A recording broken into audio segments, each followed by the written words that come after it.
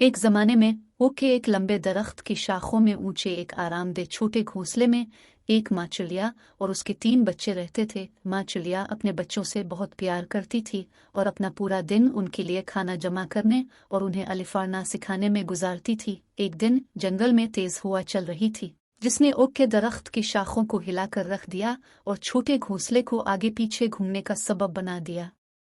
माँ चिड़िया को डर था कि इसके बच्चे घोंसले से बाहर गिर जाएंगे, लिहाजा उसने अपने पंख को वसी कर दिया और उन्हें हवा से बचाने के लिए अपने जिस्म का इस्तेमाल किया।